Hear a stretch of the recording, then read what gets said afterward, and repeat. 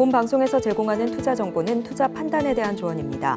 방송에서 제공하는 주식의 가치, 가격 상승 및 하락에 대해서는 방송사에서 보장하지 않습니다.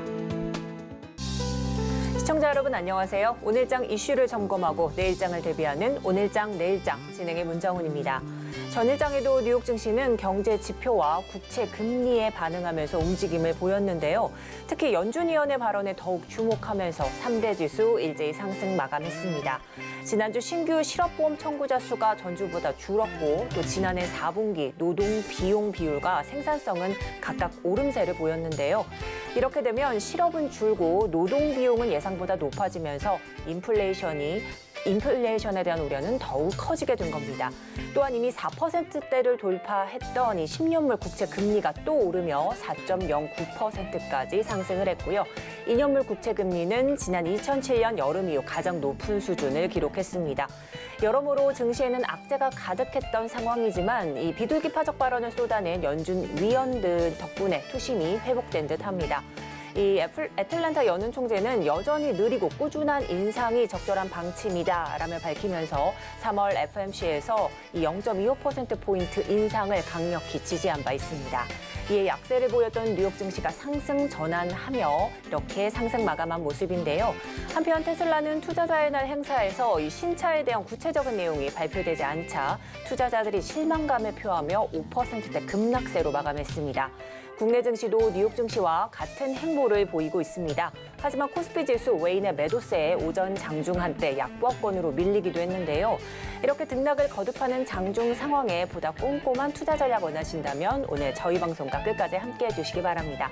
오늘장을 대비하고 내일장을 점검하는 오늘장 내일장은 생방송 유튜브를 통해 만나보실 수 있는데요.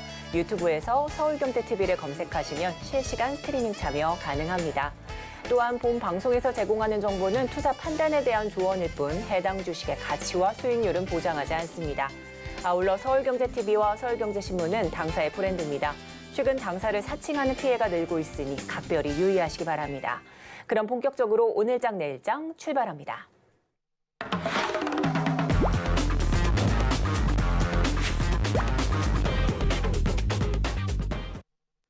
네, 이 시각 보도본부 시간입니다. 오늘은 김미영 기자 나와 계십니다. 안녕하세요. 안녕하세요. 네, 그럼 오늘 헤드라인 어떤 걸로 준비하셨는지 화면으로 만나보겠습니다.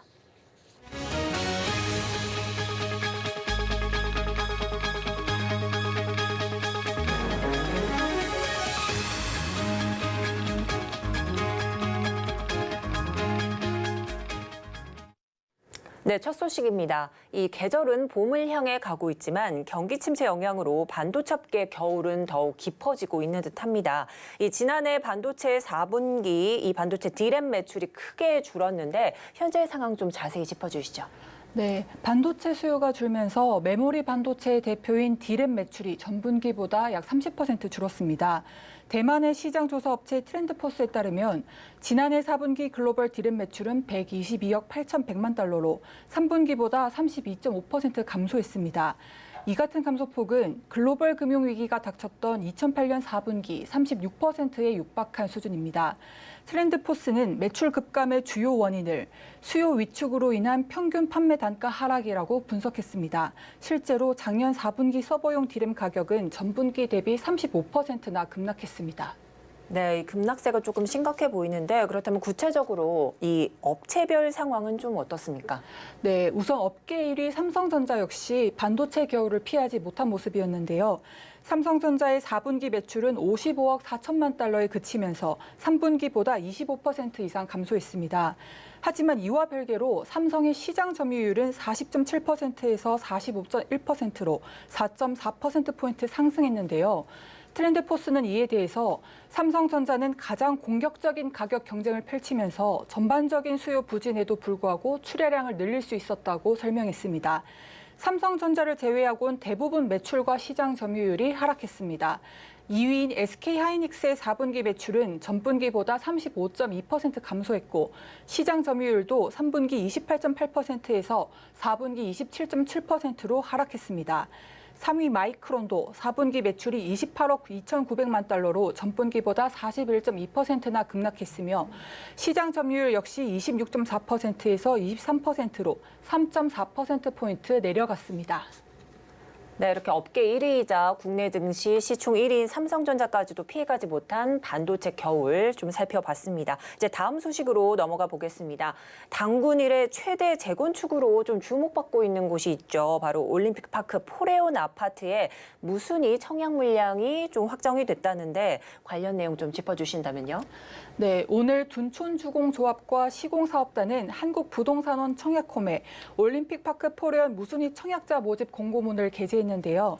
공고문을 보면 올림픽파크 포레온의 무순위 청약, 이른바 줍줍 물량은 전용 49제곱미터 이하 소형 899가구로 확정됐습니다. 해당 899가구에 대해서는 8일 하루 동안 청약홈을 통해 무순위 청약을 받습니다.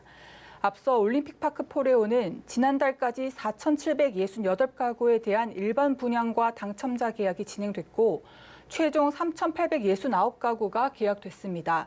정당 당첨자와 예비 당첨자까지의 계약률은 81.1%로 집계됐습니다.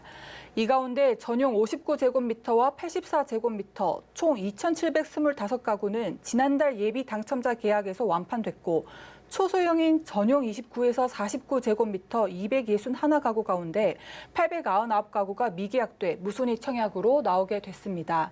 이번 줍줍은 지난달 말 정부의 주택공급 규칙 개정으로 무주택과 거주 요건 등이 모두 폐지된 후 시행되는 첫 단지인데요. 만 19세 이상이면 거주지, 주택 소유 여부, 청약 통장과 무관하게 누구나 신청할 수 있습니다. 둔촌주공조합과 시공사업단은 8일 청약을 받고 13일 당첨자를 발표할 예정입니다. 계약은 오는 20일 하루만 받습니다. 네, 이 단군 이래 최대 재건축이라는 명성답게 향후에 이 청약률도 좀 기대해 볼 만합니다. 이제 마지막 소식입니다. 경기 침체의 영향이 좀 컸던 만큼 창업 열기에도 찬물을 끼얹은 모습인데요. 지난해 창업기업 수가 전년보다 줄었다면서요. 네, 맞습니다. 중소벤처기업부가 오늘 발표한 창업기업 동향을 보면 지난해 창업기업은 131만 7천 개로 전년보다 7.1% 줄었습니다. 특히 부동산업 창업기업이 20만 6천 개로 35.2%나 급감했습니다. 정부가 2020년 단행한 주거용 건물 임대업 규제 강화 영향과 부동산 시장의 거래량 감소, 금리 인상에 따른 수익률 저하 등이 요인으로 꼽혔습니다. 이 부동산 경기 영향을 받는 건설업 창업기업도 6만 7천 개로 5.9% 줄었습니다. 지난해 정부의 사회간접자본 예산이 줄고 건설자재 가격 상승으로 공사계약이 해지된 것 등이 영향을 미친 것으로 보입니다. 또 제조업 창업기업도 13.3% 감소한 4만 2천 개에 그쳤습니다. 중기부는 지난해 제조업은 글로벌 경기 불안, 원자재 금리 상승, 중국의 셧다운, 정부의 관급 발주 축소 등이 부정적으로 작용했다고 분석했습니다.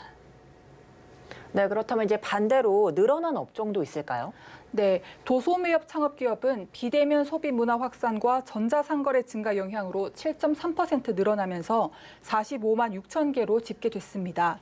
또 사회적 거리 두기 해제와 실외 여가 활동 증가로 예술 스포츠 여가업과 교육 서비스업이 각각 6.3%, 4.3% 증가했고요. 귀농 인구 증가로 농업, 임업, 어업 및 광업 창업기업도 12.9%나 늘었습니다. 전체 창업기업 중에 기술 기반 창업기업 비중은 17.4%로 역대 최고를 기록했습니다.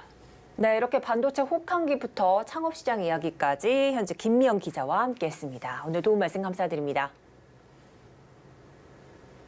네, 그럼 이어서 이 시각 증시 상황 브리핑해드리고 특징주 소개해드리는 이 시각 시황 브리핑 시간입니다. 김혜영 캐스터 준비하고 있습니다. 안녕하십니까. 캐스터 김혜연입니다. 이렇다 상승세를 못 보여줬던 이 미증시의 라파엘 보스틱 아틀랜타 연준 총재가 3월 22일 기준금리 인상은 확실히 25bp가 될 것이다 라고 이야기를 하게 되면서 안도감을 불어넣어주는 모습이었습니다. 3대 지수 모두 장 막판으로 갈수록 고점을 더욱더 크게 확대해주는 모습이 나타났고요.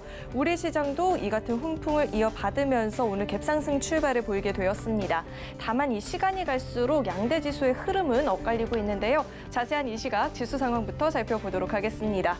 코스피 지수가 오늘 상승 출발을 보였지만 오전장 한때 이 상승분을 반납하기도 했었죠. 현재는 다시금 상승 전환에 성공을 한 모습이고요. 현재는 0.13% 오른 2,430포인트대에서 거래되고 있습니다.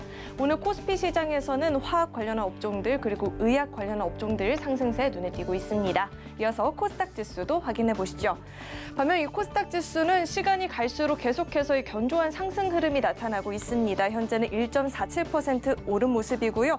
800포인트를 돌파해 나가줄지도 현재 기대가 되고 있습니다. 오늘 코스닥 시장에서는 이 테슬라의 투자의 날 이후에 2차 전지 관련주들의 상승이 지수 상승을 견인하고 있는 모습입니다. 네, 이어서 수급도 확인해 보시죠. 오늘 코스피 시장에서는 개인과 기관의 매수세가 유입되고 있습니다. 기관이 하루 만에 다시금 매수 우위를 보여주고 있고요. 반면에 이 외국인들은 하루 만에 매도 전환을 한 모습입니다. 네, 이어서 코스닥의 수급도 확인해 보시죠. 반면 이 코스닥 시장에서는 기관의 매도세가 8거래일 연속 이어지고 있습니다. 또 이 외국인들은 현재 매수 우위를 보여주고 있고요. 개인도 매도폭 계속해서 장중에 확대해주고 있는 모습입니다. 네, 이어서 상승하는 업종 테마도 살펴보겠습니다. 오늘 2차 전지 관련주들이 일제히 빨간불을 켜내주고 있습니다. 장 초반부터 2차 전지 관련주들 주가 치고 올라오는 모습이었는데요. 정부가 2차 전지와 전기 자동차 부문의 규제를 해소하고 2조 8천억 원 규모의 투자를 창출하겠다라는 계획을 밝혔습니다. 이에 더불어서 오창 2차 전지 공장 건설, 2차 전지 R&D 센터 증설, 전기차 기계식 주차와 충전 인프라 개선 등의 방안도 함께 발표를 했고요. 이 같은 정부의 규제 완화 움직임 속에 2차 전지 관련주들이 힘을 받는 모습입니다. 오늘 첨보 같은 경우에는 테슬라가 또 LEP 양극재를 주목하고 있다는 소식이 전해지면서 투자자들의 주목이 몰리고 있는 모습이고요. 첨보가 8%대, 에코프로비엠은 9% 넘는 급등 흐름을 보여주고 있습니다. 네, 이어서 하락하는 업종 테마도 살펴보겠습니다.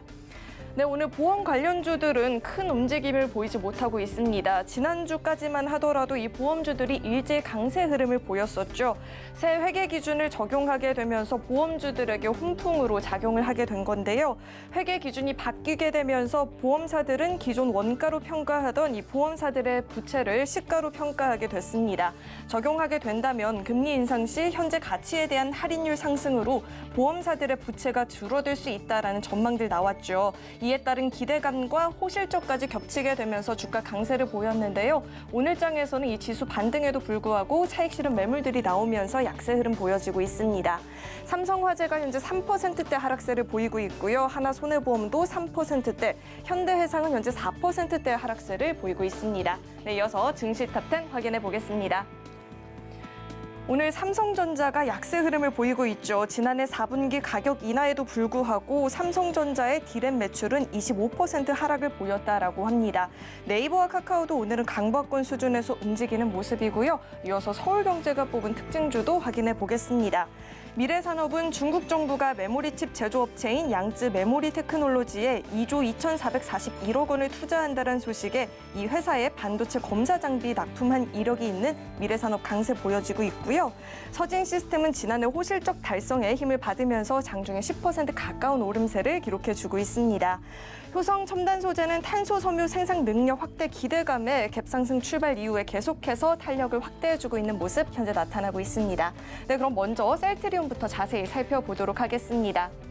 서정진 셀트리온 그룹 명예회장이 2년 만에 경영권에 복귀를 한다라고 하죠. 이 같은 소식에 오늘 셀트리온 그룹주들 동반 강세를 보이고 있고요. 셀트리온 역시나 현재 5% 넘는 오름세를 기록해주고 있습니다. 네, 이어서 메디톡스도 살펴보도록 하겠습니다. 메디톡스의 보트리룸 톡신 관련해서 미국 특허에서 무효 심판 제기가 되면서 오늘장 급락 흐름 보여지고 있습니다. 현재도 낙폭을 회복하지 못하고 6%가 넘는 하락세를 기록하고 있는 모습입니다. 네, 마지막으로 유진로봇 살펴보겠습니다. 정부가 로봇 산업을 신성장 동력으로 삼기 위해 대대적인 규제 혁파에 나서게 되면서 오늘 관련주들 힘을 받고 있죠. 이 유진로봇 역시나 장 초반부터 급등 흐름 보여졌고요. 현재도 15%가 넘는 강세 흐름을 유지하고 있는 모습입니다. 네, 지금까지 증시 탑10 확인해봤습니다.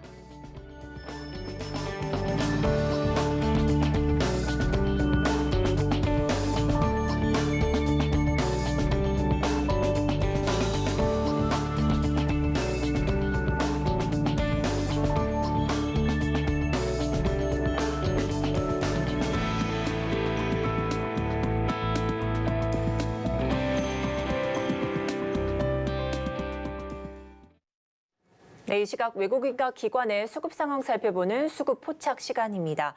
오늘은 신한금융투자 부산금융센터 이호석 차장님과 연결돼 있습니다. 차장님 안녕하세요. 네, 안녕하십니까. 이호석 차장입니다. 네, 현재 코스피 코스닥 양시장에서 외인과 기관이 서로 다른 수급 포지션을 조금 취하고 있습니다. 자, 이런 상황 속에 종목별 흐름부터 체크해 주시죠. 네, 첫 번째 종목은 유진 로봇입니다. 오늘 말씀드리는 종목들은 전체적으로 정부의 이제 정책적인 지원이 있는 내용들이 굉장히 좀 의미가 있다고 할 수 있는데요. 대표적으로 유진 로봇입니다.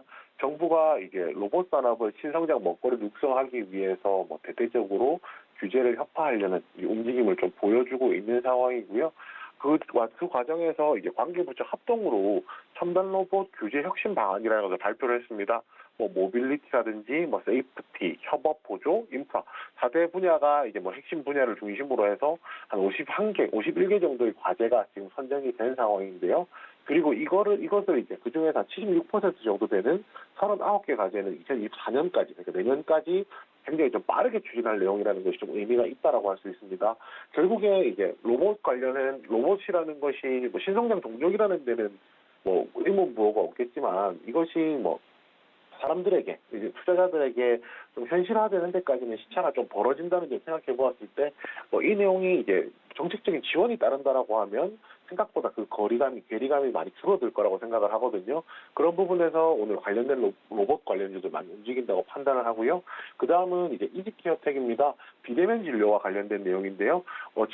지난주에도 비대면 진료와 관련돼서 24시간 영유와 관련된 진료를 볼 수 있도록 하자라는 얘기가 있었다고 하면 오늘도 그 내용의 연장선상이라고 할 수 있습니다. 그 보건복지부에서 나온 내용들이었고 바이오 헬스 신산업 규제 혁신 방안이라는 것이 발표가 됐는데요. 비대면 진료를 법제화하자는 것이 핵심 내용이었고요. 결국에 이제 비대면 진료가 그동안 시장에서 비대면 진료 관련주들이 원격 진료 관련주라고 해서 시장에서 간헐적으로 이슈에 따라 가격이 움직였다라고 하면 법제화가 된다든지 이런 내용이 있다라고 하면 조금 더 이제 멀리 지켜볼 필요가 있다라고 판단을 합니다. 그리고 마지막 종목은 상신 EDP인데요. 상신 EDP 같은 경우에도 정부가 2차 전지나 전기 자동차 부분에서 규제 해소를 함으로써 한 2조 8천억 규모의 투자를 창출할 것이다라는 이야기가 나오면서 굉장히 좀 그에 따른 의미가 있었습니다. 결국에 이제 2차 전지와 관련된 것들도 지금 사업성이 나오고는 있는 상황이긴 하지만은 여기서 이제 가속을 조금 시켜주려고 하면은 정부의 규제 해소하는 것도 굉장히 좀 중요한 포인트거든요. 오늘 제가 말씀드린 세 종목은 정부의 규제 협파라든지 아니면 정부의 정책적인 지원이 따르는 이제 그런 내용들로 움직였다라고 생각하시면 됩니다. 네, 현재 수급 특징주로 유진 로봇, 이지케어텍, 상신 EDP까지 자세하게 살펴주셨습니다. 그렇다면 현재 차장님께서 포착하고 계시는 특징주는 어떤 게 있을까요? 신소재입니다. 코스모 신소재 같은 경우 이제 다양한 여러 가지 사업을 하고 있긴 하지만 가장 대표적으로 하는 것이 2차 전지 양극재 그리고 그 MLCC용 이형 필름 생산하는 이제 두 가지 정도를 하고 있습니다. 그 중에서도 이제 그 전방 시장의 상장에 따른 양극재에 관련된 얘기를 좀 할 건데요. 아시다시피 전기차 시장이 성장하면서 전방 업체들도 증설이 본격화되고 있는 상황이고요. 그에 맞추어서 이제 코스모 신소재도 양극재 증설에 대한 내용들이 나오고 있는 상황입니다. 이 부분은 이제 추세적으로 앞으로 더 이제 나아질 부분이라고 생각을 할 수가 있는데 여기에 이제 주요 원재료의 공급처도 이제 다변화하고 있거든요. 대표적으로 리튬이라든지 전구체 수급을 안정화시키는 것이 핵심인데 이런 것들을 함으로써 미국 진출을 위한 준비를 좀 하고 있다라고 말씀을 드릴 수가 있고요. IRA 법안의 수혜를 입는 것도 충분히 가능할 것이라고 보입니다. 여기에 더불어서 이제 그룹사 전체적으로 봤을 때도 모기업인 코스모 화학과 2차 전지 밸류체인 구축을 하고 있거든요. 코스모 신소재 같은 경우가 양극재라든지 이쪽에서 사업을 하고 있다라고 하면은 코스모 화학 같은 경우에는 폐배터리라든지 이런 사업을 함으로써 전체적인 밸류체인이 완성된다라고 하면은 그에 따른 또 규모의 경제가 나올 수 있다는 기대감이 있습니다. 이제 리튬 및 성구체 시장 안정화 전망에 따라 코스모 신소재의 향후 전망 이렇게 살펴주셨습니다. 네, 지금까지 신한금융투자 부산금융센터 이호석 차장님과 함께했습니다. 오늘 감사드립니다. 네, 감사합니다. 네, 그럼 이어서 오늘 시장을 주도하는 업종과 이슈에 대해 살펴보는 마켓 로드맵입니다. 오늘은 바로 자산운용의 윤정식 이사님 연결돼 있습니다. 이사님 안녕하세요. 네, 안녕하세요. 네, 이제 테슬라 투자자의 날에 대해서 좀 자세하게 이야기를 들어보도록 하겠습니다. 자, 이제 세계 최고 부자 자리를 지켜왔던 일론 머스크가 다시 그 자리를 내줬습니다. 이 테슬라의 마스터 플랜 3에 대한 높았던 기대감이 실망감으로 전환이 되면서 테슬라의 주가를 좀 끌어내렸었는데요. 장중한 때 마이너스 8%대 또 결국 5%대 하락 마감을 보였습니다. 이 테슬라 투자자의 날 주요 이슈는 어떤 거였나요? 네, 테슬라라는 이 전기차 회사가 사실은 전기차의 생산량이라든지 뭐 실적이라든지 이런 부분에도 영향을 받지만 이 앨런 머스크의 입을 통한 이런 발언들이 주가에 영향을 굉장히 많이 받는 회사죠. 뭐 이전에는 비트코인 가격에 따라서도 테슬라의 주가가 움직이는 이런 모습들까지 나타나면서 전기차 업체의 사실은 대장주이지만 그 외의 변수에도 전기차와 관련 없는 사실 다른 변수들에도 영향을 상당히 좀 많이 받는데 이번에 이제 앨런 머스크의 입을 시장의 투자자들은 기대를 했었죠. 이 미국 전기차 업체인 테슬라가 차세대 모델의 조립 비용을 이 현재의 절반 수준으로 줄이면서 반값 전기차를 생산하겠다라고 밝혔는데 여기까지는 좋았습니다. 그러면서 이제는 가격 경쟁력을 갖추면서 테슬라를 추격하는 이런 후발주자들을 가격 경쟁력으로 따돌리겠다라는 전략인데요. 전략 좋죠. 이렇게 가격이 비교가 안 된다라면 사실 같은 가격이어도 다른 전기차 업체보다는 소비자들은 대부분이 테슬라를 살 텐데 테슬라가 가격이 더 싸다. 그러면은 뭐 압도적인 점유율을 테슬라가 가질 가능성이 높은데 근데 여기까지는 좋았는데 시장은 이만큼은 어느 정도 좀 기대를 했었고 여기서 추가적으로 기대하던 게 반값 전기차. 그럼 어떤 전기차인데? 라고 물어봤을 때 이런 전기차입니다. 라고 이게 공개를 좀 해줬으면 하는 기대감이 있었고요. 만약에 오늘 공개를 직접적으로 하지 않더라도 언제까지는 공개를 하겠다. 뭐 이런 기대감들이 좀 있었는데 공개를 미루고 좀 공개 시기도 제시하지를 않았습니다. 가격 자체를 놓고 보면은 이 차세대 모델 같은 경우는 $20,000대 초반에서 $30,000 사이에서 가격이 형성될 수 있다 정도로 사실 보면 되겠는데 굉장히 싸죠. 사실은 $30,000대 사이면은 지금 환율을 따지면은 4천만 원이 채 되지가 않습니다. 전기차인데 4천만 원이 채 되지가 않고 여기에 정부의 보조금까지 받는다 그러면 지금 차 가격과 사실은 거의 비슷한 수준이 되죠. 그러면 유지 비용이라든지 환경 오염이라든지 여러 가지 부분들을 고려했을 때 전기차가 훨씬 좀 저렴한 상황이죠. 그래서 굉장히 큰 매력도가 올라가긴 하지만 모델 공개가 사실 제대로 되지 않는 부분들 이런 부분들이 시장의 실망감을 자아내는 가장 큰 그런 요인으로 작용을 했고요. 하지만 이 앞단을 봤을 때에는 여러 가지 비용 절감을 하겠다는 게 있습니다. 조립 공정상의 복잡성과 시간을 줄이는 이런 등의 방법을 통해서 비용을 우선 줄이고 이 사용자들의 활용도가 떨어지는 이런 부품이라든지 장치라든지 이런 부분들도 줄이겠다. 그러면서 조립 공장의 공간을 줄이고 여러 가지 이런 소유화되는 플랫폼들이라든지 이런 부분들을 만들어서 상당히 가격을 낮춰서 좀 해놓겠다. 그리고 이제 만약에 가격이 $30,000짜리 저가 모델까지 나올 경우 미국 웰스파고 은행에서의 이런 전문가들 얘기로는 전체 자동차 시장 수요의 95%까지 충족할 수도 있다. 이런 전망까지 좀 나온 상황이었거든요. 여기까지는 좋았는데 추가적인 구체적인 이런 미래에 대한 구체적인 모델 소개가 나오지 않으면서 테슬라의 주가가 좀 하락하는 이런 모습들을 보여줬고요. 그리고 이 새로운 재무 목표에 대한 공개도 좀 부재했습니다. 이 모델뿐만이 아니라 재무 목표까지도 공개를 하지 않으면서 이런 부분들은 좀 사실은 좀 러프한 좀 대략적인 부분들만 좀 나오면서 시장이 원했던 좀 더 구체적이고 좀 더 명확한 이런 비전 제시라든지 이런 모델 제시가 이루어지지 않으면서 주가가 좀 급락을 했는데요. 이 시장은 이런 부분들을 분명히 기대를 하고 있고요. 사실 앨런 머스크가 분명히 공개를 하겠죠. 이 가격이 꼭 $20,000에서 $30,000 이 가격이 아니더라도 이렇게 가격을 낮췄고 이런 형태가 되고 이런 시기 정도 됐을 땐 이렇게 나올 수 있습니다라는 얘기를 향후에는 하겠지만 그때는 또 다시 주가가 더 반등을 할 수 있는 그런 모멘텀으로 작용을 하겠지만 현재로서는 이번 투자자의 날을 앞두고 이 앨런 머스크의 발언을 통한 이런 부분들은 투자자들은 좀 더 구체적인 부분들을 원했는데 이 구체적인 부분들이 나오지 않으면서 좀 실망을 한 그런 상황이다라고 보시면 되겠습니다. 네, 원했던 이런 뭐 소개와 같은 것들이 부재했기 때문에 오늘 주가를 좀 끌어내렸던 요인이 됐다 이런 말씀해 주셨습니다. 자, 이제 테슬라 이번 마스터 플랜이 7년 만에 발표가 되는 거였고요. 또 로봇과 AI, 또 우주항공 등 테슬라의 미래 청사진에 좀 기대가 상당히 컸었던 만큼 이 투자자의 날 이후에 월가의 혹평도 이어지고 있습니다. 이렇게 된다면 우리 관련 기업인 국내 증시에서 뭐 명신산업이랄지 센트라 모텍 등이 있는데 이 움직임은 좀 어떨지 궁금하고요. 또한 이미 보유하고 계신 분들은 투자 전략을 또 어떻게 가져가야 될까요? 우선은 사실 테슬라가 2차 전지 셀업체도 그렇고요. 소재 업체, 다른 뭐 부품 업체들까지도 상당히 많은 영향을 미쳤죠. 좀 전에 말씀 주셨던 뭐 명신산업이나 센트럴 모텍 같은 종목들은 최근 주가 상승 이후에 뭐 오늘 같은 경우는 좀 하락하는 모습들이 나오고 있고 다른 종목들도 다 하락하는 종목들도 있고 올라가는 종목들도 있는 뭐 그런 상황입니다. 2차 전지라든지 셀 그리고 2차 전지 소재 업체 오늘 특히 코스닥의 소재 업체들을 본다라면 뭐 에코프로비엠이라든지 LNF, 에코프로 그리고 첨보 이런 종목들 보면 뭐 적게는 뭐 4, 5%, 많게는 10% 가까운 이런 강한 상승세를 보여주고 있거든요.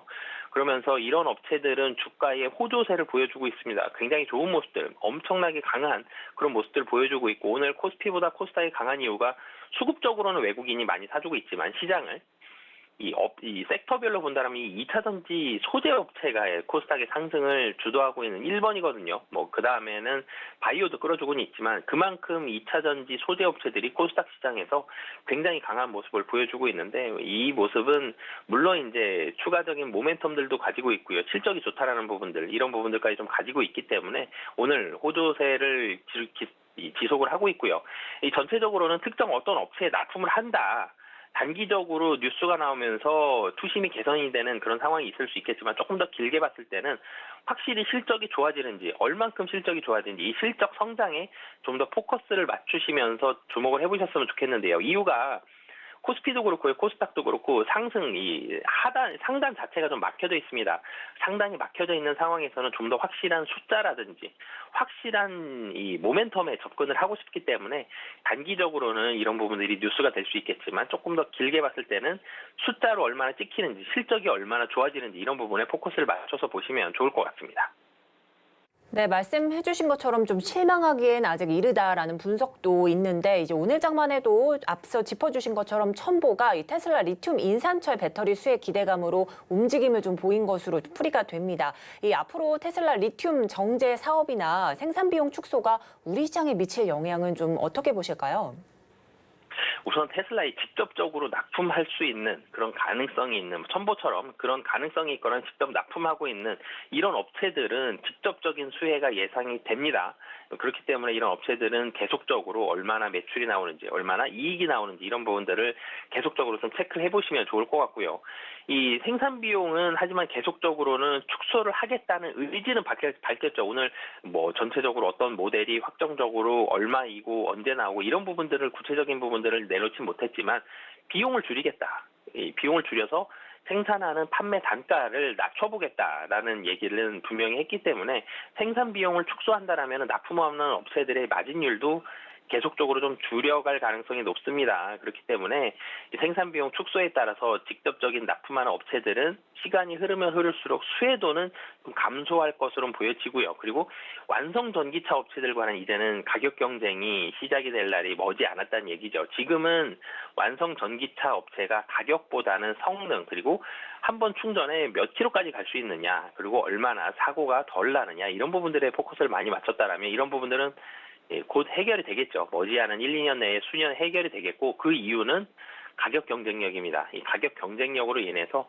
반도체만큼 뭐 굉장히 피 터지는 정도까지는 아니겠지만 어느 정도의 이 치킨 게임이 일어날 수 있고 치킨 게임이 일어난다라면 전체적으로 가격을 낮추겠죠. 완성 전기차는 가격이 낮아진다라면 수익도 감소할 수 있기 때문에 조금 더 길게 봤을 때는 완성 전기차 업체의 뭐 가격 경쟁력 심화로 인한 수익 감소까지도 연결될 수 있는 상황이다라고 보시면 되겠습니다. 네, 테슬라가 이 투자자의 날을 통해서 방향성을 확실하게 드러내지 않았었는데요. 그렇다면 향후 이 투자자들은 어떤 투자 전략을 좀 수립해야 될지도 궁금합니다. 어떤 의견이 있으실까요? 네, 물론 이제 완성 전기차 업체도 좋습니다. 국내에서 뭐 현대기차라든지 기아라든지 이런 업체들도 이 전기차의 친환경차의 비중이 계속적으로 늘어나고 있으면서 이쪽에 있어서의 마진율도 좋아지고요, 밸류에이션도 좀 더 잘 받는 이런 긍정적인 모습들이 있는데 좀 더 매력적으로 보이는 부분은 이 업체들에 납품하는 셀과 소재 업체들이 좀 더 매력적으로 보이죠. 오늘도 제가 소재 업체 말씀을 많이 드렸는데 오늘 주가 강하게 올라가죠. 셀 업체도 그렇고요, 소재 업체도 그렇고 납품처가 특히 셀 업체들은 다변화되고 있는 상황입니다. 납품처가 다변화된다라면 전체적으로 팔리는 전기차의 생산량은 유지가 되는데 이 완성 전기차 업체들이 향후에 가격 경쟁력과 치킨 게임을 한다고 하더라도 이 셀 업체는 납품하는 이 배터리 양만 유지하면 되거든요. 그렇기 때문에 완성차 업체도 물론 실적이 늘어나겠지만 셀과 소재 등 이 배터리에 대한 업체들이 좀 더 유망하다라고 보여지고요. 실적 성장과 그리고 이 셀 소재 업체들 가장 중요한 게 있죠. 거래처 다변화입니다. 거래처가 다변화돼야 되는 게 굉장히 중요한 상황이기 때문에 실적이 어느 정도로 숫자로 찍히는지 지금 시장이 좀 불안전하기 때문에 확실한 숫자와 그리고 거래처가 얼마나 다변화되는지에 대한 부분들 체크하시면서 종목 고르시면 좋을 것 같습니다. 네, 오늘 말씀 여기까지 듣도록 하겠습니다. 지금까지 바로 자산운용 윤정식 이사와 함께했습니다. 오늘 도움 말씀 감사드립니다. 네, 감사합니다.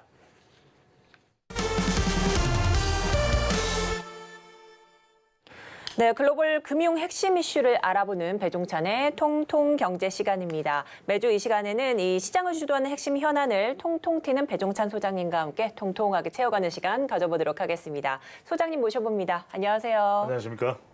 네, 일주일 만에 또 찾아주셨습니다. 네네. 오늘도 좀 재미나게 좀 예. 관련 이슈 풀어주시리라 좀 기대가 되고 있는데. 통통 튀겠습니다. 그렇습니다. 네. 자, 이제 주말에 이제 시진핑 집권 3기 공식 출정식인 양회가 그렇죠. 이제 펼쳐질 예정인데 먼저 이에 앞서서 발표된 중국의 PMI가 11년 만에 최고치를 좀 기록하기도 그렇죠. 했습니다. 이렇게 된다면 이제 본격적으로 중국 경제 리오프닝 효과를 조금 보고 있는 게 아닌가 이런 분석도 좀 나오고 있는데 어떻게 보실까요? 그렇죠. 일단 여러분들이 우리 통통 경제를 통해서는 나무와 숲을 다 보자, 숲과 나무를 보자 이런 이야기를 말씀을 드립니다만 네. 이 류양회, 이 양회가 우리에게 전달하는 메시지는 바로 숲이겠죠. 그러니까 숲이 어떻게 가느냐? 중국이라는 숲이 무조건 하고 경제를 회복시켜야만 되는 거예요. 이게 우리가 참 황당하게 들릴 수가 있습니다. 아니 뭐 시켜야만 한다고 해서 그게 회복이 돼? 이렇게 생각할 수 있지만 그렇게 될 수밖에 없다. 그래서 여러분들은 성과 그리고 성장 쪽으로 갈 수밖에 없다. 이걸 여러분들이 잘 보셔야 됩니다. 그러니까 내일 이제 중국의 이 중국 정치 협상 회의가 열립니다. 정치 협상 회의라는 게 뭐냐면은 우리로 치면은 국무회의 같은 거예요. 행정부예요. 중국 정치 협상 회의. 그러니까 이제 매년 3월에 중국 정치 협상 회의, 그다음에 또 3월 5일은 바로 우리의 국회와 같은 전국 런민 그렇죠. 대회 런민 따피아오 이 회의. 그러니까 이제 따피아오 회의가 있기 때문에 이건 뭐냐면 전국 대표 회의예요.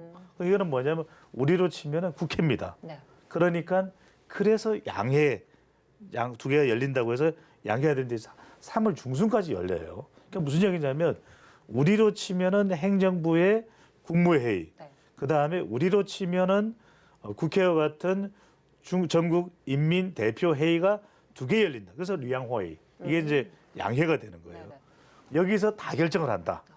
근데 이 올해 2024년 3년의 양회가 왜 중요하냐? 네. 중국의 역대 주석들은 임기가 몇 년? 10년. 10년. 10년으로 바뀌잖아요. 네네. 그래서 중국은 10년 전환의 국가다. 그래서 10년이 바뀌니까 당연히 이번에 시진핑 주석도 한 3, 4년 전에 사실은 바뀔 움직임이 있었어야 되는 거예요. 네. 그런데 마오쩌둥, 모택동이죠. 네. 마오쩌둥 이후에 중국의 이 정치의 집권에 또다시 전설적인 인물이 이제 탄생을 한 겁니다. 중국의 분석과 의견들을 종합하자면 그 사람이 누구냐? 다른 사람이 아니라 바로 시진핑, 시중션 또 공산혁명의 주축이 됐던 인물이죠. 그 인물의 아들이에요. 근데 고향이 어디냐? 바로 삼성전자가 반도체 후공정 공장을 가지고 있는 네네. 시안입니다. 시안이면 또 뭡니까 여러분들? 네. 진시황제의 무덤이 있는 곳이죠. 그러니까 이 시안이 다 연결되는 거예요. 네. 그래서 시진핑 주석은 말 그대로 이제 중국의 신화적인 인물이 되어가고 있는 거예요. 왜 이게 중요하냐, 여러분들? 네네. 시진핑 주석이 자기는 연장됐어. 일단 15년이에요. 그렇게 네. 되면 총 이제 15년까지 가는데 20년까지 갈지도 몰라요. 알 수가 없어. 그렇죠. 그렇죠. 그럼 부인이 누굽니까? 중국의 유명 가수인 펑리 위안이죠. 펑리 위안. 근데 지금 중국은 정치와 행정을 담당하는 주석이 있고 경제를 담당하는 리커창이 있죠. 리커창이 이제 내일 모레 다 등장합니다. 마지막이니까. 네. 그럼 리커창이 등장하면서 이제 중국 경제에 그동안에 걸어왔던 10년간의 길을 이야기를 할 겁니다. 리커창 잘려요, 이번에. 그리고 네. 확 바뀌면 안 되잖아요. 네. 이름이 비슷한 중간에 리꺼창이니까 꺼만 빼 네. 리창이 등용됩니다. 오호. 여러분 이런 걸 아셔야 돼요. 네. 리창이 누구냐? 시진핑 주석이 당서기를 했을 때 지방의 저장성이죠. 당서기를 했을 때 비서실장으로 데리고 있던 사람. 오. 그러니까 완전히 이제 기성전 이번 뉘앙호의 네. 양해를 통해서 완전히 이제 시진핑 체제가 되는 거예요. 예. 그렇네요. 그러니까 시진핑 주석의 이른바 경제 가외교사인 허리펑이 이번에 또 인민은행 부총리가 되면서 인민은행의 이제 서기가 될 가능성이 높죠. 그 다음에 또 시진핑 주석의 왼팔 오른팔 중에서 이제 왼팔이 오른팔이 허리핑. 그 다음에 왼팔이 누구죠? 당시상. 이 사람도 부총리가 되죠. 네. 완전히 이제는 시진핑 주석의 중국이 되는 거예요. 그런데 자 제가 무슨 말씀을 드리려고 했냐면 네. 자 이렇게 바꿨는데 겉으로는 드러내지 못하지만 속으로는 반발이 있겠어 없겠어요. 있을 수 있죠. 있죠. 이 반발을 잠재우는 방법은 두 가지다. 네. 하나는 경제를 무조건 성장시켜야 돼. 그렇죠. 왜? 경제가 좋아져야 돼. 네. 그래야 중국 인민들이 나쁠 거 없네. 그래서 내일 모레 나올 내용은 중국이여 일어나라. 네. 이른바 중국의 경제 굴기를 이야기할 것이고 네. 또 하나는 첨단을 이야기할 거예요. 네. 그래서 경제를 지금 5%를 성장시키느냐 6% 성장시키는데 맞아요. 자 우리가 예상이 힘들 때는 중간을 가면 되죠. 네. 그래서 5.5를 5.5. 성장률을 만들어낼 것이다. 그럼 뭐 중국이 지금 성장률이 계속 떨어지고 있는 코로나 국면 이후에는 더 떨어졌죠. 그런데 이걸 5.5 이상 끌어올리게 되면 다시 미국과 경쟁하는 구도로 간단 말이에요. 그렇죠. 그러면 무슨 말이냐? 하반기나 적어도 내년 정도에는 경제를 성장시키지 않으면 시진핑 주석으로서 상당히 위태로워질 수가 있어요. 그렇죠. 그러니까 중국의 앞으로의 경제 정책이나 전망을 보시는 분들이 어떻게 해야 되면 하반기나 내년에는 무조건 성장시킬 수밖에 없다. 아. 왜냐? 지금 미중 간의 경쟁도 있는데 네. 내년에는 또 미국은 뭐가 있습니까? 미국은 중간 선거. 대통령 재선이 있죠. 재선. 그러니까 네. 바이든과의 경쟁이 더 치열해져요. 그렇죠. 최근에 바이든 대통령도 지지율을 막 끌어올리고 있는 그런 상황이거든요. 그래서 여러분들이 개인 투자자의 입장에서는 네. 중국은 하반기 내년 상반기는 무조건 성장돼야 된다. 네. 무조건 성장할 거예요. 예. 네. 그렇습니다. 근데 이 리오프닝과 관련해서는 계속 양치기 소년 같다라면서 이제 나는 포기한다, 나는 안 볼란다 하시는 투자자분들 계실 텐데, 근데 중국 경제를 들어올리는 건 아무래도 부동산 쪽 아닙니까? 그렇죠. 네. 네, 그래서 이 양회를 통해서 중국이 대규모 부동산 좀 정책이나 뭐 내수부양 정책을 좀 내놓을 것이다 이런 기대감이 좀 있는데 그렇죠. 관련해서 이 철강과 화학주가 또 상승세를 보이기도 했습니다. 그렇죠. 이 관련해서 또 국내 업종에는 또 관련된 뭐 업종이나 타픽 종목 이런 게 또 궁금하실 것 같은데. 그렇죠. 네. 여러분들 이렇게 생각하시면 돼요. 자, 중국이 일어서야 된다. 하반기, 상반기에는. 그러면은 이제 2분기부터 기지개를 펴야 되는 게 뭐냐면은 2분기니까 이제 4월달, 5월달, 6월이겠죠. 그죠? 그때는 부동산 경기가 참 안 좋아서 심지어는 부동산 쪽에 1, 2위를 다투는 중국의 그룹이 휘청휘청거렸단 말이에요. 우리 알잖아요. 네네. 이름만 들어도 알만한 그런 그룹들이 중국 공산당도 상당히 긴밀하게 휘청거렸단 말이에요. 이제는 뭐냐? 또다시 부동산 경기 부음을 일으켜야 내수가 활성화됩니다. 여러분들 부동산을 이렇게 이야기하셔야 돼요. 이해하셔야 돼요. 부동산은 건설이지만 부동산이 되면은 주변에 이 연관된 프로젝트를 이 산업까지 동시에 활성화될 수밖에 없는 것이죠. 맞아요. 그러면 건물을 지으려면 뭐가 필요해요? 철강이죠. 맞아요. 그다음에 건물을 짓기 위해서 물건을 찍어내려면 공장이 돌아가야 돼. 공장이 돌아가려면 뭐가 필요해요? 에너지가 필요해요. 그렇죠. 그럼 화학이죠. 맞아요. 그런데 네. 중국이 본격적으로 활성화하기 위해서 앞다투어서 막 이렇게 철강을 필요로 하고 석유화학 쪽을 또 중흥을 시켜야 되는데 중국 내의 기업만으로 그게 감당이 돼요? 안 되죠. 안 되죠. 네. 그러면 철강 값은 올라가고 석유화학 제품도 올라갈 수밖에 없겠죠. 폴리에틸렌이 됐든 뭐가 됐든 간에 네. 이제는 상당히 건설 현상에도 이 합성 강화된 플라스틱 원자재가 많이 이용되고 있습니다. 그러면 우리 관련된 기업들 뭐 포스코도 있고 또 현대제철도 있고 여러분들 휴스틸, 동국제강 네. 다 보셔야 돼요.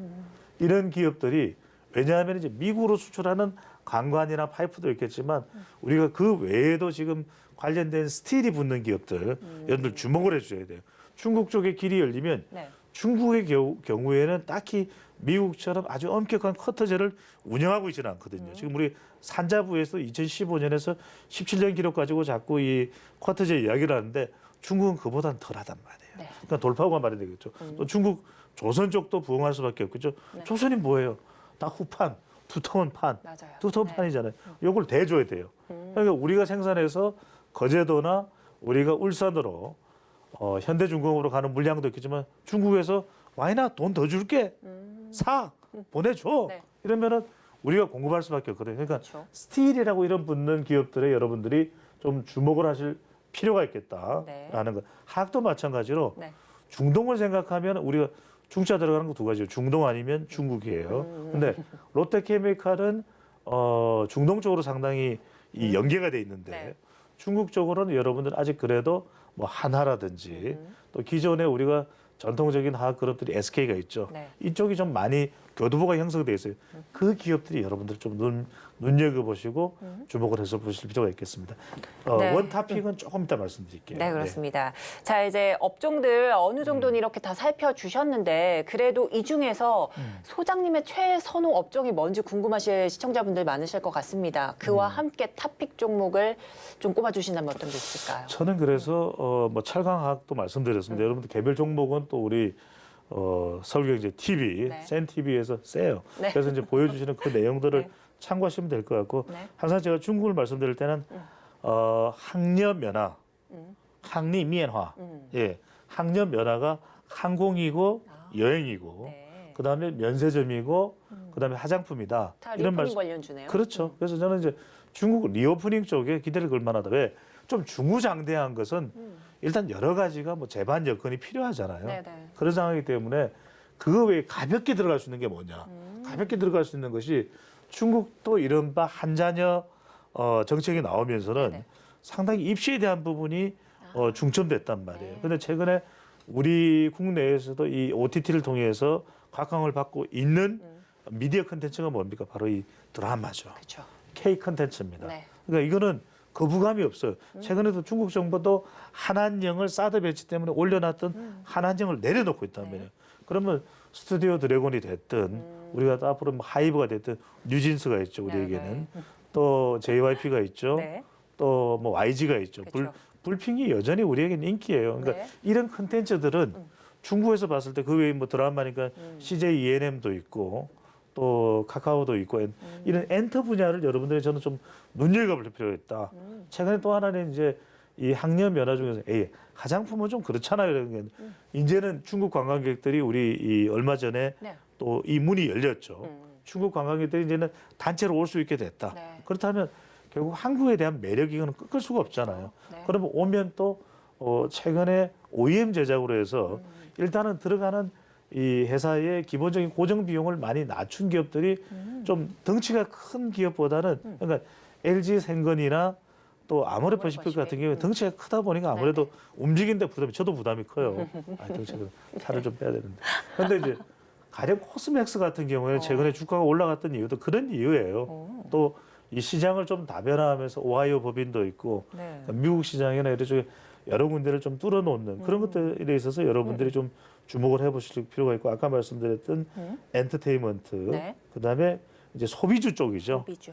소비와 관련되는 이런 관련 경기 민감주 경기 이런 민감주. 부분들은 리오프닝이 되면서 얼마든지 뚫고 들어갈 수 있는 이런 부분을 보실 필요 있고 시간 관계상 우리가 한 1, 2분 남았나요? 조금 좀 더 말씀해 주시면 그렇습니까? 될것 네. 같습니다. 추가적으로 이제 질문을 해주실 것 같아서 바로 이어서 말씀드리면 네. 결국에는 올해와 내년은 내년 대선이 있기 때문에 맞아요. 또 시진핑 주석이 중국의 이 대륙 굴기의 자존심은 못 내려놔요. 그러니까 경제는 성장시켜야 되면서도 이게 참 이율배반적이죠. 계속 또 미국하고는 충돌이 될 거예요. 그러니까 시진핑 주석은 조만간 러시아의 푸틴 대통령을 방문할 것이고 그 다음에 계속해서 바이든 대통령은 한국, 일본, 호주 이렇게 군사 경제적으로 협력할 수 있는 쪽에 계속 또 엮어 나갈 거란 말이에요. 근데 여러분들 IRA법도 그렇고 중국에도 내일 모레 이제 3월 중순까지 나오는 내용들을 보면 사람이 바뀌는 것도 있지만 이 정책들은 뭐냐면 이제 중국 퍼스트, 미국 퍼스트예요. 그렇죠. 그러면 중국도 반도체, 2차 전지 이런 부분들에 대해서 아니 중국을 우선시해라. 미국은 벌써 IRA법 자체가 우리가 미국 현재 시설을 지을 수밖에 없는 상황으로 전개되고 있잖아요. 네네. 그럼 이럴 때 여러분들 생각할 때는 이렇습니다. 아, 둘 다 충돌하니까 우리가 미중 충돌로 이 반도체나 2차 전지는 수혜주가 안 되겠네. 무슨 말씀을요? 그렇죠. 그러니까 둘이 싸울 때 네. 새우 등이 터질 수도 있지만 오히려 새우를 내 편으로 만들려고 그래요. 그래 한국? 아니 우리가 시안하고 우시에 공장이 있는데 삼성, SK 하이닉스 우리가 좀 기회를 더 줄게. 우리 혜택 줄게. 미국도 우리가 혜택 줄게. 이럴 때는 양쪽의 이득을 다 노리는 방법도 있어요. 그렇죠. 우리가 차를 생산하더라도 조지아주에 이 전기차, 기아차, 현대차 공장이 세워지니까 미국의 태도가 달라지잖아요. 그렇죠. 바로 정의선 회장을 만나서 바이든 대통령이 지난해입니다. 5월에 들어왔을 때 엄지척했단 말이에요. 이야. 엄지척했단 네네. 말이에요. 그러니까 이런 걸 우리가 좀 노려볼 필요가 있다. 우리가 그러니까 충돌로 피해를 입는 쪽만 생각하지 말고 양쪽 다 이익을 볼 수도 있다. 그렇다면 여러분들이 눈여겨봐야 될 거는 뭐냐면 반도체나 중국은 이 메모리나 또 그다음에 우리가 이 소부장 쪽으로 관련된 기업들에 좀 주목을 해보실 필요가 있고요. 미국은 비메모리 쪽으로 1차 밴드 삼성전자와 또 SK 하이닉스는 주로 이제 메모리나 낸드 플래시 쪽이니까 네네. 삼성전자의 1차 밴드 쪽에 여러분들이 눈여겨보실 부분이 있다. 그다음에 우리 시간을 통해서 말씀드렸을 텐데 이 현대차와 관련해서는 이 이제 부품사까지도 같이 갈 수밖에 없다. 그래서 말씀드렸던 뭐 서현 이하나 말씀드렸죠. 그때 말씀드린 DIC나 네. 또는 SL이나 이런 부품으로 이 1차 밴드에 가 있는 그런 기업들에 여러분들이 주목을 좀 해보실 필요가 있겠습니다. 네, 그렇습니다. 자, 관련해서 이 리오프닝 관련해서는 양측이 소년이다, 뭐 희망 고문이 아닌가 이런 좀 우려감이 있는데 그래도 이제는 좀 빛을 볼 수 있겠다 이런 말씀해 주셨고 또 미중 간의 충돌과 그에 따른 움직임에 우리 시장은 어부지리격으로 좀 취할 수 있겠다 이런 말씀 좀 해주셨습니다. 오늘 도움 말씀 여기까지 듣도록 하겠습니다. 지금까지 인사이트 K의 배종찬 소장님과 함께했습니다. 감사합니다. 고맙습니다. 네, 오늘 장, 내일 장도 마칠 시간이 됐습니다. 본 방송에서 제공하는 정보는 투자 판단에 대한 조언일 뿐 해당 주식의 가치와 수익률은 보장하지 않습니다. 아울러 서울경제TV와 서울경제신문은 당사의 브랜드입니다. 최근 당사를 사칭하는 피해가 늘고 있으니 각별히 유의하시기 바랍니다.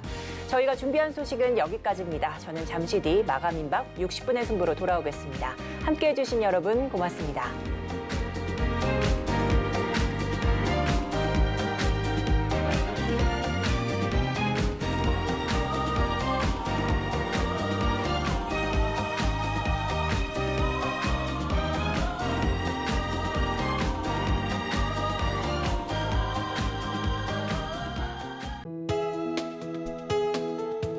본 방송에서 제공하는 투자 정보는 투자 판단에 대한 조언입니다. 방송에서 제공하는 주식의 가치, 가격 상승 및 하락에 대해서는 방송사에서 보장하지 않습니다.